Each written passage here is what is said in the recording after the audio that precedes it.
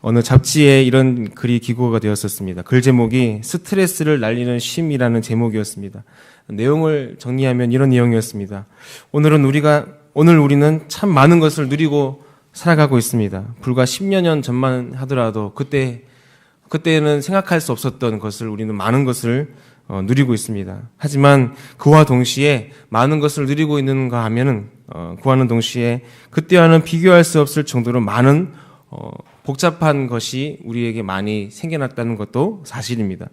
편리함을 위해서 지불해야 할 것들이 너무나 많다고 하는 것이죠. 불편하고 힘든 일이 너무나 많습니다. 너무나 편리하지만 또 너무나 많은 것들이 우리의 삶을 올가매고 있습니다.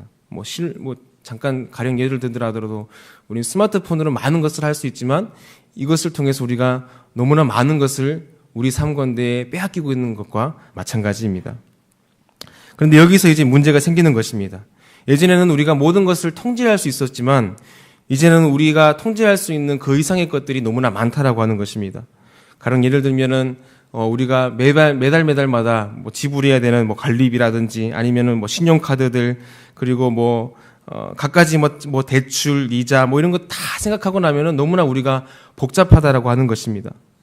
이제는 우리가 이 주변 환경들을 마음대로 통제할 수 있는 그런 한계를 넘어섰습니다. 그러기에 거기서부터 오는 스트레스들이 너무나 많습니다. 우리가 우리의 삶을 둘러싸고 있는 환경들에 대한 자각력을 잃어버렸다는 것, 우리가 그것을 어떻게 통제할 수 없다라고 하는 어떤 그런 상실감에서부터 오는 스트레스들이 분명히 있다라고 하는 것입니다. 그래서 세상 사람들은 그것을 어떻게든 해결해 보고자 내가 다시 한 번 더 그것을 통제력을 다시 한 번 더 가져보고자 술을 마시기도 하고 아니면 여행을 떠나기도 하고 힐링이라고 하는 어떤 그런 행동들을 통해서 내가 어떻게든 자유로워 보고자 노력하지만 결국 그렇게 떠났던 여행과 그리고 술에 깨었을 때에 그리고 그 다음날 아침이 되었을 때에 내가 어저께 누렸던 것들이 다 오늘의 짐으로 여겨지는 오늘의 고통이었다라는 사실을 발견하게 됩니다. 그래서 전문가들은 이렇게 얘기합니다. 잠을 푹 자는 것만으로도 그리고 맛있는 음식을 충분히 먹는 것만으로도 스트레스를 해결할 수 있지만 가장 좋은 스트레스 해소법은 마음이 즐겁고 의미 있는 일을 하는 것이다. 그런데 그것보다 더 좋은 해결책이 있다고 합니다. 그것은 내 자신의 삶의 이유를 재확인하고 새로운 열정을 회복할 수 있는 의미 있는 시간을 갖는 것. 그리고 누군가를 행복하게 만들어주는 그래서 내가 가치 있는 존재라구나, 가치 있는 존재구나라고 하는 그걸 확인을 할 수 있는 섬김과 봉사, 그것을 할 때에 내가 가장 행복하게, 가장 확실하게 스트레스를 해결할 수 있는 방법이다라고 이렇게 말해 주었습니다. 그리고 마지막 맺는 말에 이런 말이 있었습니다. 꿈이 있는 사람은 지치지 않는다.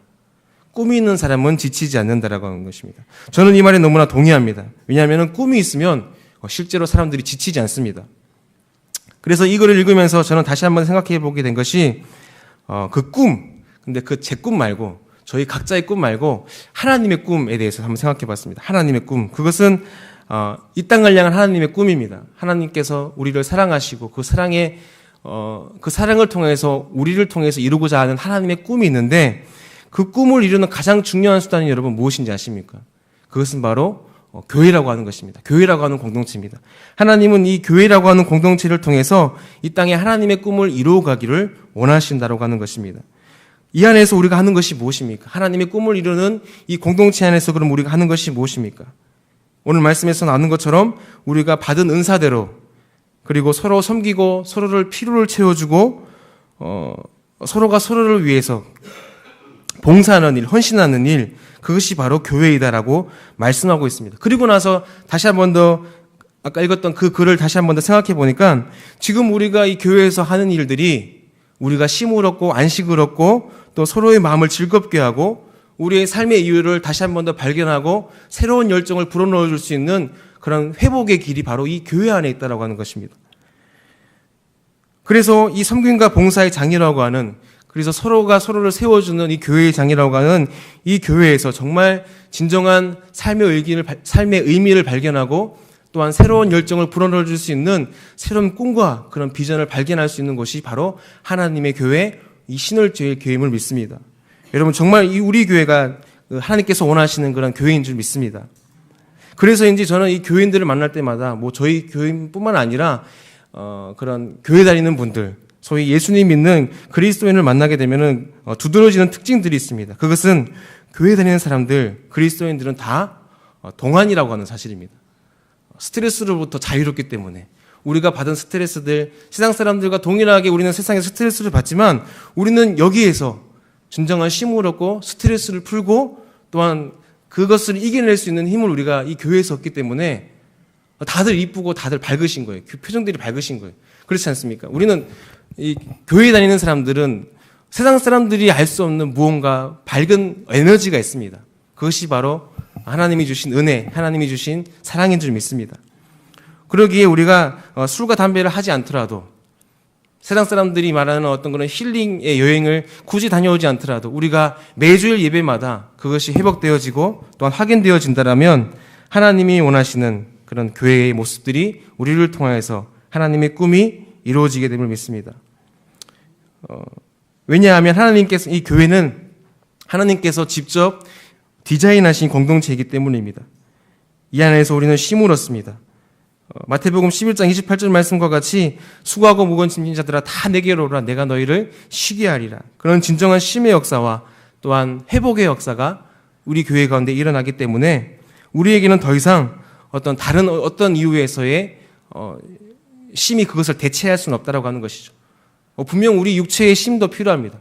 힐링도 필요합니다. 하지만 그보다 더 나은 것들이 우리 교회 안에 있음을 믿습니다. 그래서 오늘 성경은 이렇게 말씀합니다. 이 교회 안에서 우리가 정말 한 몸 된 하나님께서 디자인하신 이 공동체 안에서 우리는 무엇을 해야 됩니까?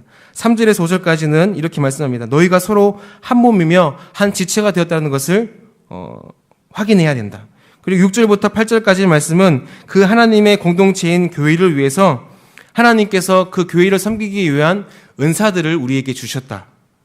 교회를 섬기기 위한 선물로 우리에게 은사들을 주셨다라고 이렇게 말씀합니다. 그리고 마지막 9절부터 13절까지 말씀은 그러기에 우리는 서로 하나님께서 주신 이 선물인 은사를 가지고 서로 섬겨주고 소망 중에 즐거워하고 환난 중에 서로 참으며 서로 봉사하고 손대접하기에 힘써라. 우리 교회에도 많은 분들이 은사 있는 분들이 많으십니다. 우리 집사님들, 권사님들, 장로님들 만나면 서로 가지고 있는 은사들이 다 다릅니다. 다 제각각입니다. 어떤 분들은 맛있는 밥을 해주시는 일들을 통해서 사람들을 섬기고 또한 사람들을 즐겁게 합니다. 그것은 어떤 우리 조화 목사님들이 할 수 있는 것이 아닙니다. 은사 있는 분들이 하실 수 있는 것입니다. 또 고장난 곳을 수리하고 구석구석 필요한 부품들을 교체하고 이 교회를 아름답게 멋있게 가꾸는 일들도 은사가 가진 분들이 다 하실 수 있는 것입니다. 이건 역시 은사가 있으신 분들이 아니면은 할 수가 없는 것입니다. 그런데 더 놀라운 것은 그분들은 그 일들을 하시면서 지치시지 않는 거예요. 항상 지치시지 않는 열정을 가지고 마음을 가지고 그 모든 것들을 행하신다라고 하는 것입니다. 왜 그렇습니까?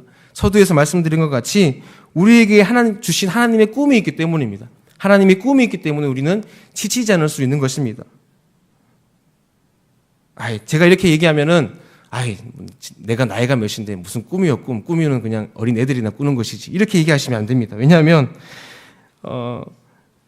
우리는 지금 그런 꿈이 있다는 사실을 우리는 인정하지 않을 수 있지만 이 하나님의 큰 꿈 가운데 아까서 얘기했던 것처럼 하나님께서 이 교회를 향한 큰 꿈 가운데에 그 꿈들의 작은 조각들을 하나님께서 우리에게 나누어 주셨다고 하는 거예요. 근데 그 작은 조각들을 이로 맞추고 보다 보면은 서로가 보이지 않는 곳에서 보이는 곳에서 채워주고 교제하고 봉사하는 일들이 다 모이게 되면 하나님께서 이 신울죄 교회를 향한 그 큰 꿈들의 큰 그림이 이루어지는 것처럼 우리 각자에게 주신 꿈이 분명히 있다라고 하는 사실입니다. 그 꿈을 이루는 데 우리가 귀하게 쓰임받는 저와 여러분들이 되기를 바랍니다. 그래서 오늘 우리가 이 교회를 향한 그 하나님의 큰 꿈을 이루어가는 데에 적용되어지는 3가지 법칙이 있습니다. 첫 번째는 3절에 나오는 말씀처럼 3절 중반에 이렇게 나옵니다. 너희가 믿음의 분량대로 이 모든 것들을 해야 된다. 3절 말씀 이렇게 말씀합니다. 내게 주신 은혜로 말미암아 너희 각 사람에게 말하노니 마땅히 생각할 그 이상의 생각을 품지 말고 오직 하나님께서 각 사람에게 나누어 주신 믿음의 분량대로 지혜롭게 생각하라. 아멘. 마땅히 생각할 그 이상의 생각을 품지 말라 하셨는데 그게 참 힘이 듭니다. 자동차를 운전하더라도 적정 속도를 지켜서 운전하는 것이 너무나 힘이 듭니다. 사람이라고 하는 것이 이제 차가 없다 보면은 내가 가고자 하는 곳까지 빨리 가고자 하는 본능이 있기 때문입니다. 그래서 저는 운전을 배울 때에 이런 말을 들으면서 배웠습니다. 운전은 빨리 가는 게 어려운 게 아니라 천천히 가는 게 더 어려운 법이다. 빨리 가는 것은 누구나 할 수 있다는 거예요. 엑셀레이터 밟으면 빨리 가는 것은 누구나 할 수 있지만 천천히 안전하게 가는 것은 아무나 할 수 없는 것입니다. 마찬가지로 생각할 그 이상의 생각을 품지 않는 것은 우리에게 절제가 필요한 것입니다. 성경의 9가지 열매 중에도 절제는 가장 마지막에 나오는 열매입니다. 가장 나중에 있다고 해서 덜 중요한 것이 아닙니다. 오히려 앞에 있는 8가지 중에 많은 8가지 열매들이 우리 삶 가운데 맺혔다 할지라도 절제되어지지 않으면, 그것이 우리 삶 가운데 절제되어지지 않으면 모든 것이 허사가 되어버리고 맙니다. 모든 것이 정도를 넘으면 득보다 실이 많아지는 것이 진리이기 때문입니다. 그러기에 우리가 교회를 섬기는 일에도 마찬가지입니다. 서로가 서로를 채워주고 또한 서로가 할 수 있는 그 이상의 것을 요구하는 것은 하나님께서 우리에게 요구하시는 지혜로운 것이라고 할 수 없는 것입니다. 그러기에 우리는 모자라면은 채워주면 되는 것입니다. 서로가 모자라면 채워주면 되는 것입니다. 하지만 넘치는 것은 위험한 것입니다.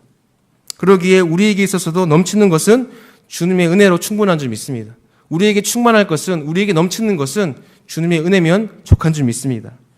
주님의 은혜만이 우리에게 넘치게 하되 서로가 서로의 믿음의 분량대로 또한 그 이상의 생각을 넘지 않고 절제를 통해서 우리에게 맺혀지는 열매들이 가득 맺혀지는, 그래서 그것이 잘 드러날 수 있도록 서로가 배려하고 서로 섬겨주는 우리 신월주일교회 모든 성도님들이 되기를 간절히 바랍니다. 두 번째는 6절 말씀에 나옵니다. 6절 말씀에는 우리에게 주신 은혜대로라고 하는 법칙입니다. 6절부터 보시면 많은 은사들이 나옵니다.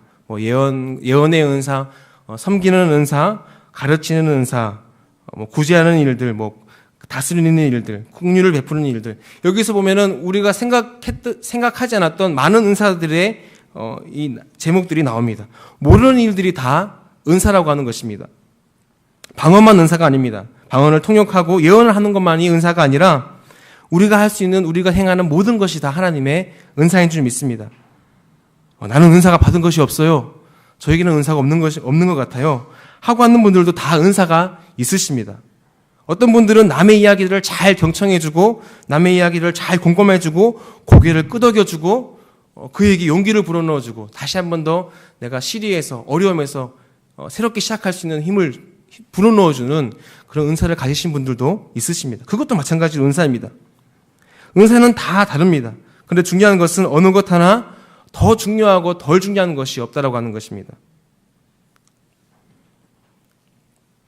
이 고린도전서 12장에서 14절 말씀에도 은사에 대한 이야기가 많이 나옵니다. 거기에도 많은 은사들이 나열되어 있습니다. 그런데 많은 은사들이 있고 또한 많은 은사를 받은 사람들이 있을 텐데 중요한 것은 뭐라고 얘기하냐면은 더 중요하고 덜 중요한 것이 아니라 너희가 모든 것을 덕을 세우기 위해 하라, 이렇게 얘기하고 있습니다.